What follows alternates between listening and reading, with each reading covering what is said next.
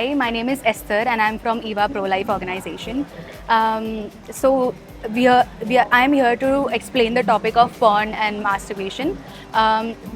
So when a lot of people think, why is it relevant to pro-life? But it is very important, I would say, because pro-life means pro-love. And porn and masturbation are threats to love. It causes a lot of problem and hindrance in people actually experiencing pure love. So most of the times people say that, oh, porn, I'm just watching porn in the comfort of my room. What is the issue? I'm not harming anybody. I'm not just going out there harassing a woman or something. So we are here to tell them that it's more than that. It's now become a social issue. It has always been a social issue where women, young children are trafficked. There's human traffic involved. There's children that are sexually abused. And there are rape videos that are going around in the name of porn. And people watch it. So how your pleasure is her prison, how that women get present in this whole porn industry. That is what we're trying to explain over here.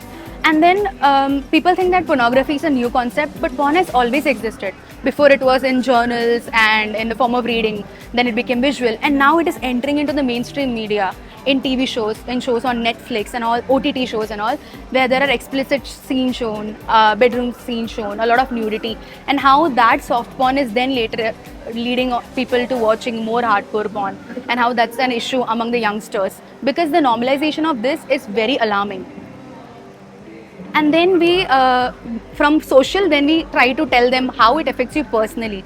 Because no matter what your opinion, you as a person, you're important, and how it affects you is also important. So then we try to tell them about how it affects your brain. So these are the 3 brain scans. One is of a normal person. The second brain scan is of a person who consumes heroin. And the third is of a person who consumes pornography. And the most deformed or affected brain is that of a person who consumes pornography, even more dangerous than the person who consumes heroin, because that is the chemical shift that happens in your brain while you consume pornography, the dopamine spike that happens every time. There are different neurochemical changes, hormonal changes that happens in your brain when you consume pornography, and that causes your brain so much more harm.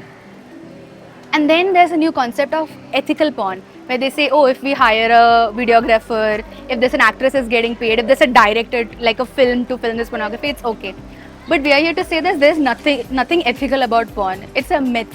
Because the consenting adults who love their job, it's a very dicey area. The concept is flawed. Exactly, the concept in itself is flawed, and you cannot go and verify if everybody has given the consent or not.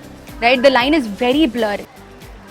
So ethical porn really does not exist at all. So we're saying nothing about pornography is ethical. For example, people say there's consent involved, but consent does not equal to morality.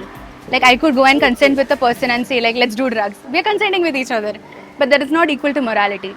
So yeah. So this is a section about pornography. So we are trying to tell the youngsters to be aware of such videos, such sites, because it's just one click away. It's imprisoning the women and the children and everybody who's involved in the industry, and the person who's consuming it as well, and how it affects your marriage, your relationship with people, in your social setting. Every single area gets affected by it. So yeah, so we're trying to, this is an exhibit of a 3D brain, where we're saying that please say no to pornography and take care of your brain. Yeah.